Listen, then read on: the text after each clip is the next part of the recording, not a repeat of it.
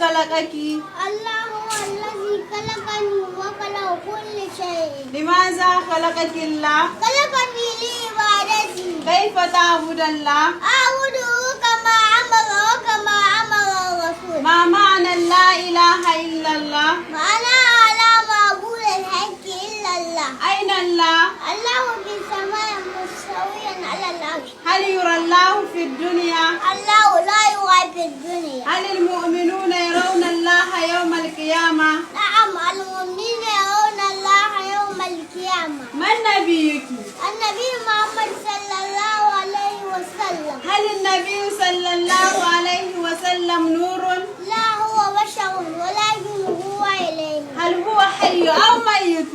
هو ميت ودينه باق إلى يوم القيامة. بماذا جاء نبيك؟ يعني الدين الإسلامي. ما دينك؟ دين الإسلام. هل يقبل الله دينا غيره يوم القيامة؟ لا يقبل الله الدين غيره يوم القيامة. ما هي عقيدتك؟ هي عقيدة أهل السنة والجماعة. من هم أهل السنة والجماعة؟ هم الذين كانوا على مثل كان عليه النبي صلى الله عليه وسلم وأصحابه. لماذا سموا بأهل السنة؟ لاستمساكهم بسنة النبي صلى الله عليه وسلم. ما هي سنة؟ هي ضد البدعة. وما هي البدعة؟ البدعة هي إحداث أمر بالدين يشرع أن يكون منه وليس منه. هل في الدين بدعة حسنة؟ ليس في الدين بدعة حسنة. هل يعلم الغيب أحد؟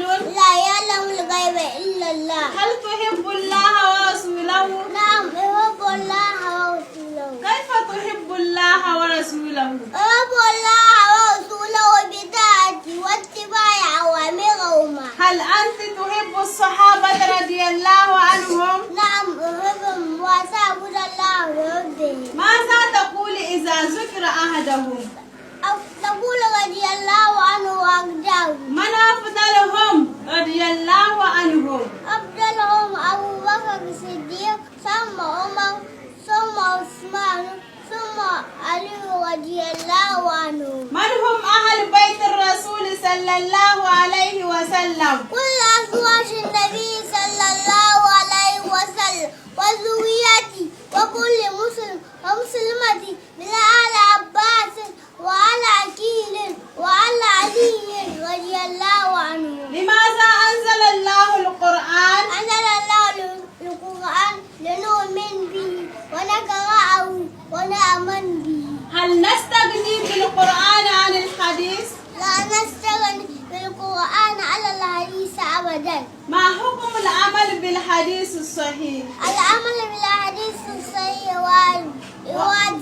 ما حكم من أنكر الحديث الصحيح؟ ومن أنكر الحديث الصحيح فقد عصى الله وخرج عن ملة الإسلام. هل نقدم قولا على قول الله ورسوله؟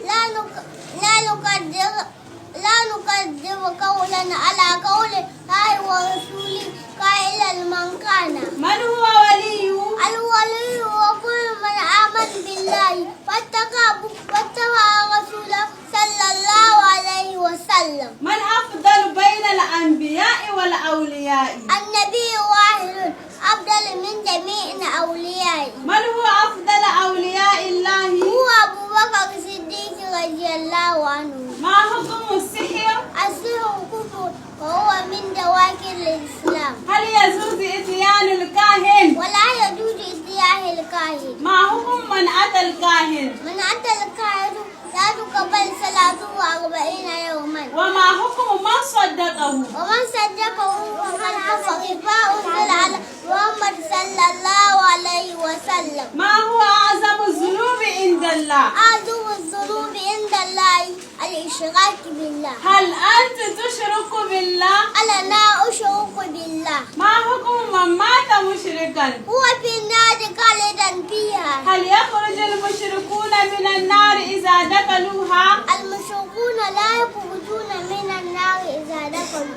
هل يجوز الحلف بغير الله؟ ولا يجوز الحلف غير الله. هل يجوز التعليق التميمة؟